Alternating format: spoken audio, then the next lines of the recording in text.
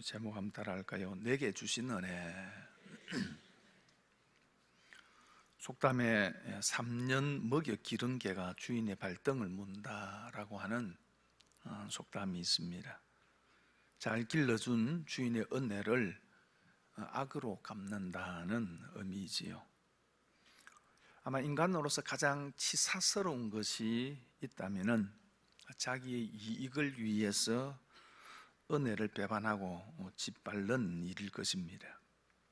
이런 사람을 두고서 우리의 선조들은 이렇게 이야기했습니다. 은혜를 모르는 짐승 같은 님.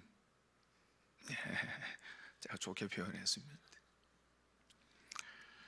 구약 성경에 보면은 히스기야라고 하는 왕이 있습니다. 참 선한 왕이었습니다. 그는 하나님의 큰 은혜를 받은 왕이지요. 북쪽 아수르 왕 산헤립이 18만 5천의 대군을 이끌고 유다를 공격해 왔을 때에 그가 하나님 앞에 나아가서 기도하죠. 하나님께서 사자를 보내어 하루아침에 멸하여 버립니다. 그런 후에 그가 죽을 병에 걸렸습니다. 이사야 선지자가 와서 여호와의 말씀에 네가 죽고 살지 못하리라 그렇게 말씀한다라고 하는 사실은 사형 선고를 내립니다. 그럼에도 불구하고 얼굴을 벽으로 향하여 하게 하고 하나님 앞에 눈물로 기도할 때에 하나님께서 그의 기도를 들으시고 생명을 15년을 연장시켜 줍니다. 이 모든 것이 하나님의 은혜였지요. 그런데 히스기야가 이 하나님의 은혜를 망각합니다. 그래서 그 소식을 들은 바벨론이 사신을 보내어서 유다에 일어나는 일을 확인시키려 했습니다. 그런데 바벨론 사신들이 왔을 때에 히스기야는 하나님을 자랑하지 않고 자신의 왕국의 무기고와 그리고 보물 창고를 보여주면서 자신이 얼마나 나라를 잘 다스리는 위대한 왕인가 하는 것을 자랑합니다. 이런 히스기야 행위에 대해서 역대하는 이렇게 평가를 하죠. 32장 25절을 보니까 히스기야가 마음이 교만하여 그 받은 은혜를 보답하지 아니하므로 진노가 그와 유다와 예루살렘에 내리게 되었더니 그렇게 말씀을 합니다. 히스기야가 하나님의 은혜로 알지 못했다는 거죠. 그래서 오히려 교만해졌다는 겁니다. 그로 인하여서 진노가 유다와 예루살렘에 내리게 되었다 그렇게 말씀을 합니다.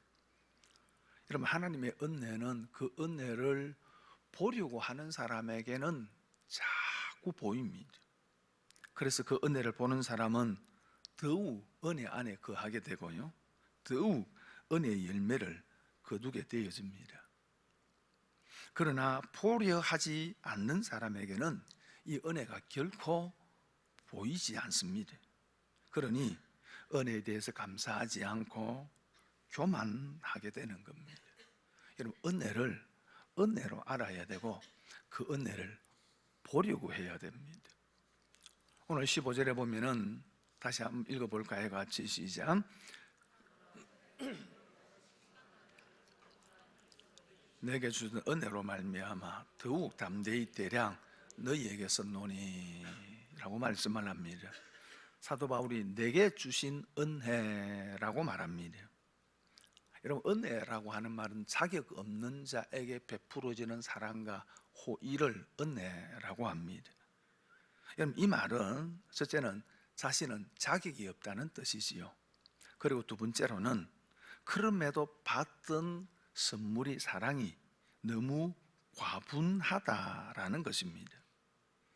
바울은 하나님께서 그에게 허락하신 모든 것이 은혜임을 알았습니다.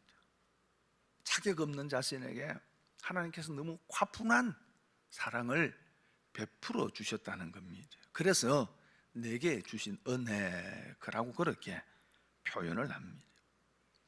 그러면 하나님께서 바울에게 주신 은혜, 바울이 받은 하나님의 은혜는 어떤 은혜인가 하는 것을 오늘 본문이 말씀하고 있습니다. 그 첫 번째는 따라서 할까요? 구원이 하나님의 은혜이다. 15절에 내가 너희로 다시 생각나게 하려고 그렇게 말씀하고 있습니다.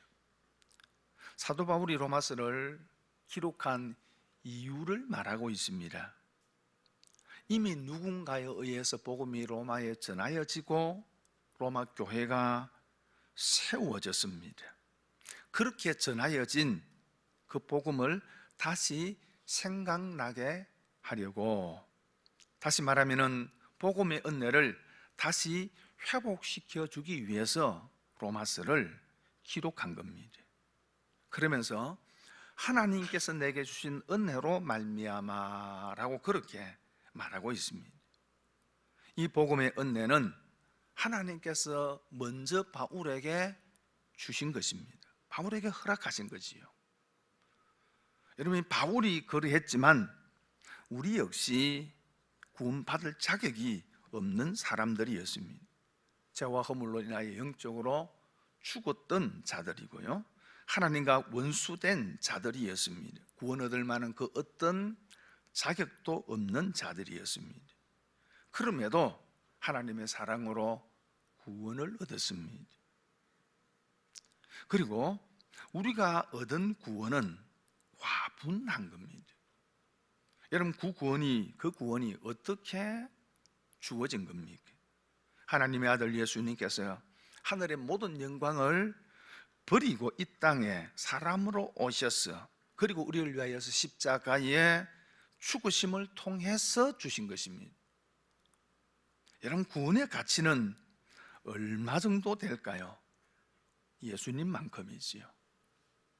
예수님이 희생하셔야 할 만큼의 가치가 있는 거죠. 여러분, 어떤 것의 가치는 희생의 가치로 평가될 수 있습니다. 그것에 대해서 얼마만큼 희생하는가를 보면은 그것의 가치가 보여집니다. 약간 10년 전에 이스라엘이 팔레스타인에게 잡힌 포로 한 명을 석방시키기 위해서 팔레스타인 포로 1000명하고 막 교환한 적이 있습니다. 자국의 병사 한 명이 포로 1000명보다 귀하다는 거죠. 여러분, 구원의 가치는 예수님을 희생하셔야 할 만큼 가치 있는 것이었습니다. 미국의 히피족 출신의 한 목사님이 있었습니다. 그가 어떻게 예수님을 믿고 목사가 되었는가를 이야기를 하는데, 하루는 그가 한 교회를 우연히 가게 되어졌습니다. 그런데 마치 교회에 집회를 하고 있었는데 한 무명의 설교자가 설교를 하는 내용 가운데 이 얘기 때문에 그가 예수님을 믿게 되었다는 겁니다. 그 설교자가 이런 얘기를 했습니다. 어느 집에 병아리를 키우고 있었는데 병아리가 병에 걸려서 죽게 되었다는 거죠. 그런데 어떤 사람이 이런 이야기를 하는 겁니다. 병든 병아리를 살리려고 그러면은 방법이 있다. 어떻게? 다른 병아리 한 마리를 잡아 구워 먹이면은 그 병든 병아리가 살 수 있다라고 이야기를 한 겁니다. 그래서 정말로 다른 병아리 한 마리를 잡아서 먹이니까 정말로 살아난 거예요. 그리고는 그 설교자가 성도들에게 이렇게 질문을 했다고 합니다. 그런데 여러분, 이게 말이 된다고 생각합니까? 말이 되는 일입니까? 안 되는 일입니까? 병아리 살리기 위해서 병아리 한 마리 죽일 것 같으면 그놈 죽도록 내버려 두면 되는 거지, 뭐 그놈 살리기 위해서 다른 놈을 죽입니까? 말이 안 되죠. 여러분도 따라합니다. 말도 안 됩니다. 제가 여러분에게 이게 말이 됩니까? 그럼 여러분 어떻게 대답한다고요? 말도 안 됩니다. 그렇게 대답하면 됩니다. 근데 어느 집에 병아리 한 마리가 죽어가고 있습니다. 근데 누가 병아리를 살리기 위해서 어미닭을 잡아 먹이면 된다고 해서 이 사람이 어미닭을 잡아 먹여서 병아리를 살렸습니다. 이게 말이 됩니까? 안 되죠. 머리 어느 집에 병아리 한 마리가 죽어가고 있습니다. 근데 누가 이야기하기를 병아리를 살려 그러면은 그 집에서 아주 사랑받고 자라고 있는 외양견을 잡아 먹이면 된다, 살릴 수 있다라고 해서 이 사람이 외양견을 잡아서 먹이니까 병아리가 살아났습니다. 이게 말이 됩니까? 말도 안 되죠. 근데 어느 집에 또 병아리가 죽어가고 있었습니다. 그런데 누가 이야기합니다. 재산 목록 1호인 소를 잡아 먹이면 살릴 수 있다라고 이야기를 해서 소를 잡아서 병아리를 살렸습니다. 이게 말이 됩니까? 안 됩니까? 말도 안 되죠. 마지막으로 한 번 더 묻습니다. 어느 집에 병아리가 죽어가는데 누가 이야기하기를 아들을 잡아 먹이면 살릴 수 있다고 합니다. 그래서 아들을 잡아서 병아리를 살렸습니다. 이게 말이 됩니까? 안 됩니까? 말도 안 되는 얘기죠. 여러분, 그런데 하나님이 하나밖에 없는 아들 독생자를 피조물, 원수, 제약 덩어리인 우리를 위하여 십자가에 내어주셨습니다. 십자가에 죽게 하셨습니다. 이게 말이 됩니까? 대답이 없어요. 이게 말이 됩니까? 말도 안 되죠. 말이 안 되는 얘기예요. 있을 수도 없고 이해될 수 없는 일입니다. 그런데 이게 실제적으로 일어난 일이에요. 말도 안 되는 일을 하나님이 하신 겁니다. 그리고 우리를 구원하셨습니다.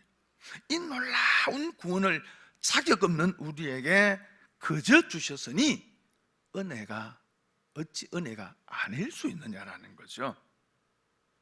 이 얘기를 듣고서 이분이 예수님을 믿고 나중에 목사가 되었다는 거죠. 여러분, 이 은혜를 우리가 받았습니다. 말도 안 되는 것 같은데 하나님의 말도 안 되는 이 일을 실제적으로 행하심을 통하여서 우리를 구원하셨다는 거죠. 그래서 로마서 2장 8절에 너희가 그 은혜를 인하여 믿음으로 말미암아 구원을 얻었나니 이것은 너희에게서 난 것이 아니요 하나님의 선물이다. 은혜로 주어진 것이라는 거죠. 여러분, 존 뉴턴, 그는 노예 상인이었습니다. 노예선의 선장이었습니다. 그런 그가 폭풍우 가운데서 하나님을 만나 예수님을 믿고 새 사람이 되고 그리고 목사가 되었습니다. 그는 자신의 어두웠던 시절을 회상하면서 하나님께서 그에게 베풀어 주신 은혜에 너무나도 감격해서 그가 지은 시가 찬송가 305장의 가사가 되었지요. 나 같은 죄인 살리신 주 은혜 놀라워 잃었던 생명 찾았고 광명을 얻었네. 큰 제약에서 건지신 주 은혜 고마워. 나 처음 믿은 그 시간 귀하고 귀하다. 존 뉴턴이 일평생 하나님의 은혜에 감격하면서 죽는 그 순간까지 쉬지 않고 복음을 전하고 또 전하는 삶을 살았습니다. 그가 남긴 말 가운데서 특별히 두 가지 내용이 지금도 많이 사실은 알려지고 우리가 때로는 그런 얘기를 하고 있는 얘기가 두 가지가 있습니다. 그는 종종 설교 시간에 이런 이야기를 했습니다. 이 다음에 내가 천국에 가면은 세 가지 사실 때문에 깜짝 놀랄 것이다. 첫째는 그곳에 당연히 있을 것이라고 했던 사람이 그곳에 없다는 것 때문에 놀랄 것이고, 그리고 두 번째는 그곳에 있을 수 없다고 생각한 사람이었는데 그 사람이 거기 와 있다는 것 때문에 놀랄 것이고, 그리고 마지막 세 번째로는 나 같은 죄인이 그곳에 와 있다는 것을 보고 놀라게 될 것이다. 그리고 또 한 가지 그가 남긴 유명한 말이 있는데, 그는 나이가 들어갈수록 기억력이 조금씩 쇠퇴해져 갔습니다. 이건 누구에게나 일어나는 일이죠. 그럴 때마다 그는 종종 이런 얘기를 했습니다. 내가 다른 것을 다 잊어버린다 할지라도 나는 이 한 가지만큼은 결코 잊어버릴 수 없다. 그것은 내가 과거에 너무나 큰 죄인이었다는 것과 그럼에도 불구하고 예수님은 나의 구세주가 되신다는 사실이다. 그는 구원에 그에게 주어진 그 하나님의 구원이 하나님의 은혜임을 잊지 않고 한평생을 살아간 겁니다. 오늘 사도 바울도 구원이 하나님의 은혜임을 잊지 않았습니다. 우리도 이 사실을 잊지 않기를 바랍니다. 그리고 두 번째로는 예수의 일꾼 된 것이 하나님의 은혜라고 말합니다. 16절 말씀 같이 읽겠습니다. 시작. 이 은혜는 곧 나로 이방인을 위하여 그리스도 예수의 일꾼이 되어 하나님의 복음의 제사장 직분을 하게 하사 이방인을 제물로 드리는 것이 성령 안에서 거룩하게 되어 받으실 만하게 하려 하심이라. 나를 이방인을 위하여 그리스도 예수의 일꾼이 되어. 예수의 일꾼, 예수의 일꾼은 이방인을 위한 일꾼입니다. 이 말을 다른 말로 표현하면 복음의 일꾼이라는 말이죠. 골로새서 2장 23절에 이 복음은 천하 만민에게 전파된 바요 나 바울은 이 복음의 일꾼이 되었노라, 그렇게 말씀을 하고 있습니다. 바울은 자신이 이방인을 위한 복음의 일꾼이 된 것을 은혜라고 말하고 있습니다. 왜요? 자신은 그럴 만한 자격이 없는 사람이었기 때문입니다. 구원을 받기에도 자격이 없고 더구나 복음의 일꾼이 되기에는 너무나 부족한 사람이었기 때문입니다. 그래서 고린도전서 5장 8절과 9절에 맨 나중에 만삭되지 못하여 난 자 같은 내게도 보이셨느니라. 나는 사도 중에 가장 작은 자라. 나는 하나님의 교회를 받게 하였으므로 사도라 칭함 받기를 감당하지 못할 자니라. 바울은 자신을 만삭되지 못한 난 자 같아, 그렇게 이야기합니다. 다시 말하면 칠삭동이 팔삭동이와 같다는 겁니다. 어머니 뱃속에서 온전한 개울수를 다 채우지 못하고 태어난 미숙아와 같다는 거죠. 뿐만 아니라 교회를 박해하는 자였습니다. 하나님의 교회를 잔멸하려 했던 자죠. 잔멸이라고 하는 말은 멧돼지가 온 밭을 뒤집어 놓는 상태를 이야기를 합니다.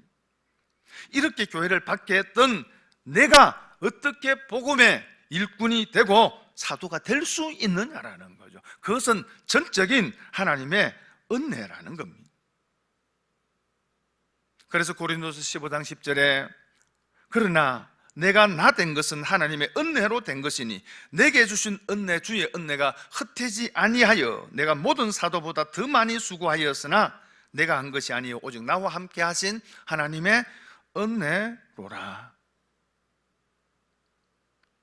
일꾼이 된 것이 은혜인 줄 아니 그는 어느 누구보다도 수고하고 헌신했습니다. 복음을 위해서 평생 홀로 살면서 헌신했습니다. 그럼에도 바울은 말합니다. 더 많이 수고하였으나 내가 한 것이 아니요 오직 나와 함께 하신 하나님의 은혜로라. 수고와 헌신도 하나님의 은혜였다는 것입니다. 1840년 리빙스턴 아프리카 선교사라고 성자로 일컬어지는 리빙스턴이 1차 아프리카 전도를 마치고 귀국했을 때 영국 국민들은 그를 천사 대하듯 환영했습니다.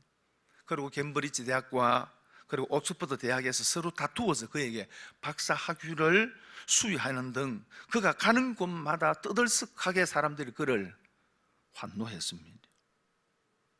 그가 캠브리지 대학에서 선교 보고를 할 때 이런 얘기를 했습니다. 하나님께서 제게 아프리카 전도의 열정을 허락하신 것을 감사드립니다. 저는 희생 봉사한 사람이라는 찬사를 받을 자격이 없습니다. 제가 한 일은 다만 하나님께 받은 바 결코 갚을 수 없는 은총의 10,000분의 1이라도 갚으려는 것에 불과했기 때문입니다. 그가 그렇게 수고하고 헌신했음에도 불구하고 하나님께서 그에게 주신 은혜에 비하면은 티끌 것 같다는 거죠. 여러분, 은혜를 아는 사람은 자신의 수고와 헌신에 대해서 내가라고 자신을 드러내지 않습니다. 그런 수고조차도 하나님의 은혜인 줄 알기 때문입니다. 오늘 본문 17절에 함께 읽겠습니다. 시작. 그러므로 내가 그리스도 예수 안에서 하나님의 일에 대하여 자랑하는 것이 있거니와. 그런 바울이 자랑하는 것이 하나가 있었는데 그것은 하나님의 일입니다. 자신이 하나님을 섬기는 것, 하나님을 위해서 일하는 것을 자랑했습니다. 다시 말하면 복음의 일꾼 된 것을 자랑했습니다. 여러분, 사람들이 무엇을 자랑한다고 했을 때에 그 자랑의 이유가 무엇입니까? 왜 그것을 자랑합니까? 그것이 나를 돋보이게 하기 때문에 자랑하는 거예요. 여러분, 여인들이 보석을 자랑하는 이유는 그 보석이 자신을 돋보인다고 생각하기 때문입니다. 여러분, 어느 누가 그것이 나를 수치스럽게 만든다라고 생각하면서 그것을 자랑하는 사람이 어디에 있겠습니까? 중세기 영국에서 여성들이 너무 사치에 빠졌을 때가 있었습니다. 그래서 외출할 때 얼굴, 목, 그 다음에 팔, 보석을 주릉주릉 달고 다녔었습니다. 너무 심하니까 왕명을 내려서 보석을 착용하지 못하도록 한 때가 있었습니다. 그럼에도 불구하고 조금 더 개선되지 않는 거예요. 그런데 헨리 8세가 신하의 조언을 받아서 다른 왕명을 하나 발표를 했습니다. 그러자 급속한 변화가 일어나면서 장신구 착용을 여성들이 자제를 한 거예요. 그 왕명의 내용은 다음과 같았습니다. 모든 여자는 외출 시 보석 착용을 금함.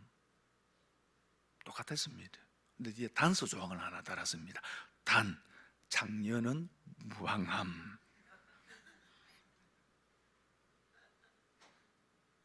그러니까 그 보석이 자기를 돋보이게 만들어주는 것이 아니라 잘못하면 부끄럽고 수치스러움을 드러내는 것이 될 수 있다는 거죠. 여러분, 바울은 하나님을 섬기는 것을 자랑했습니다.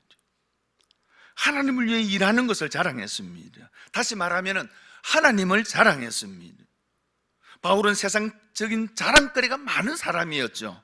그런데 예수 그리스도를 만난 뒤에 모든 것을 배설물같이 여겼습니다. 그것은 더 이상 그에게는 자랑거리가 아니었습니다. 오직 주 예수만을 자랑했고 예수 그리스도의 십자가만을 자랑했습니다. 왜요?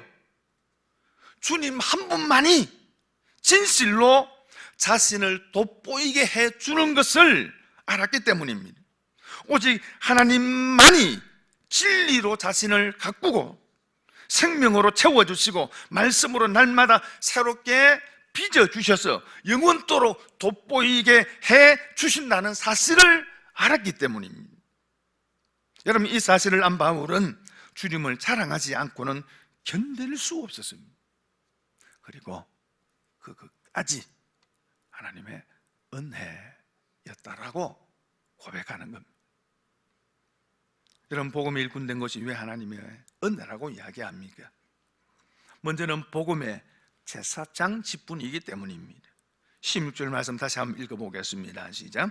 그리스도 예수의 일꾼이 되어 하나님의 복음의 제사장 직분을 하게 하사 이방인을 제물로 드리는 것이 성령 안에서 거룩하게 되어 받으실 만하게 하려 하심이라. 하나님의 복음의 제사장 직분을 하게 하사 그렇게 말씀을 합니다. 여러분, 구약 시대에는 레위 가문만이 제사장이 될 수 있었습니다. 자, 그런데 예수 그리스도의 구속 사건, 다시 말하면 예수님께서 십자가를 지시고 우리의 죄를 속죄하고 난 이후에 이제는 더 이상 짐승의 제사가 필요치 않게 되어졌습니다. 그 이후 하나님은 예수를 믿는 모든 사람에게 하나님의 말씀을 주시고 그 말씀을 전하는 제사장으로 삼아 주셨습니다. 여러분, 이 은총은 바울에게만 주신 것이 아니고 우리 모두에게 주신 것이죠. 그래서 베드로 전서에서 베드로는 우리를 향하여서 왕 같은 제사장이다 그렇게 말씀하고 있습니다. 주님께서 우리 각자에게 말씀을 맡기고 제사장 삼으신 이유는 우리를 죄에서 불러내어 구원을 얻게 하신 이 예수 그리스도의 복음을 알지 못하는 사람에게 전하고 선포하여 그들로 하여금 하나님께로 올 수 있도록 하기 위해서라는 거죠. 그래서 이방인을 제물로 드리는 것이 성령 안에서 거룩하게 되어 받으실 만하게 하려 하심이라. 복음을 전해서 믿지 않는 영혼들이 하나님 앞에 가는 것이 하나님께 그들을 제물로 드리는 제사가 된다는 거죠. 여러분, 전도는 제사입니다.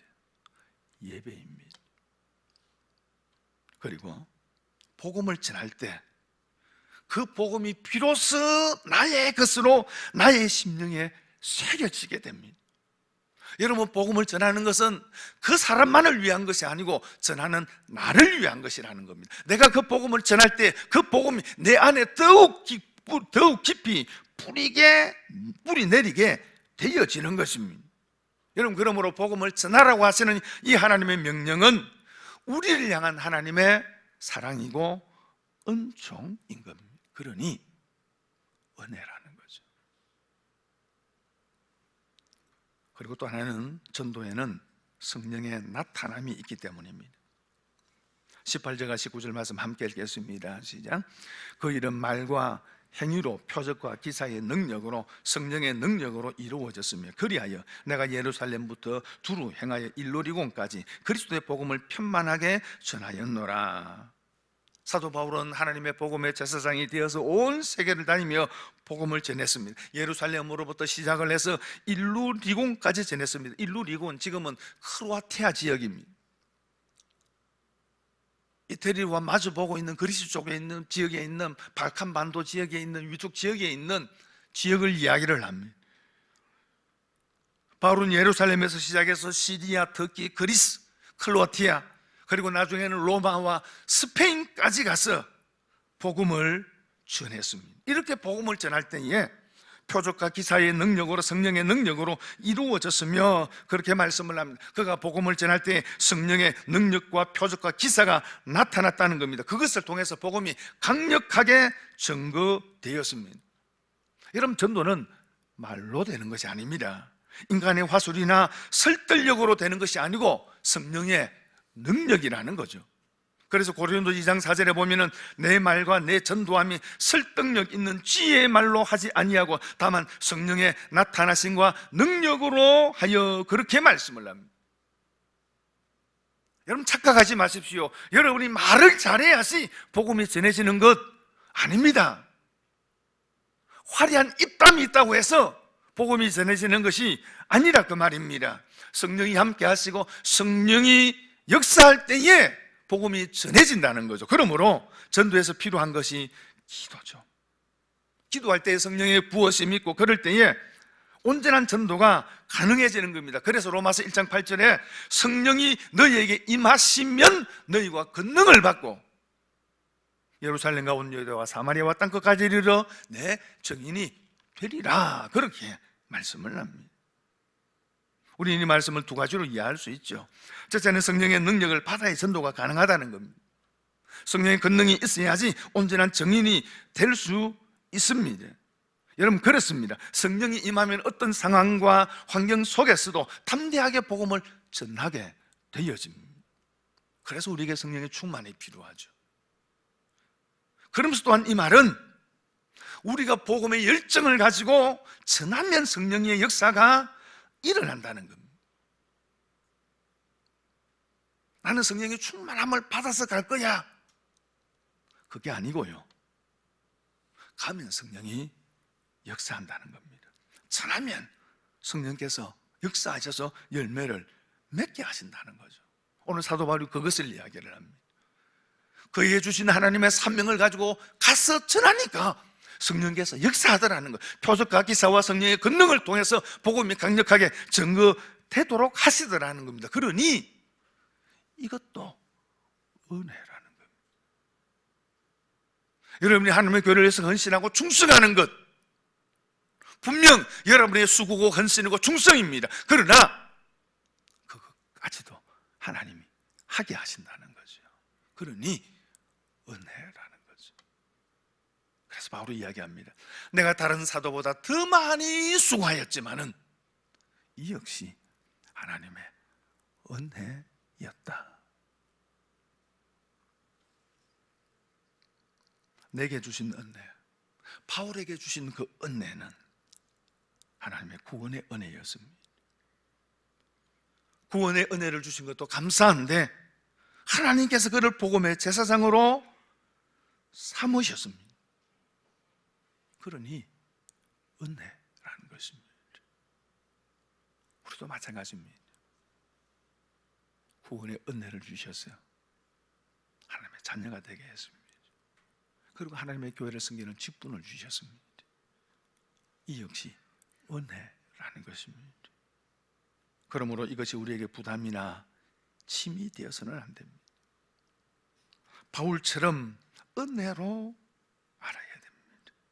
은혜로 알면은 누구보다도 더 수고하고 헌신하게 됩니다. 그리고 그럴 때에 성령의 역사와 성령의 나타남이 있게 되는 것입니다. 그리고 이것까지도 은혜입니다 라고 고백하게 됩니다.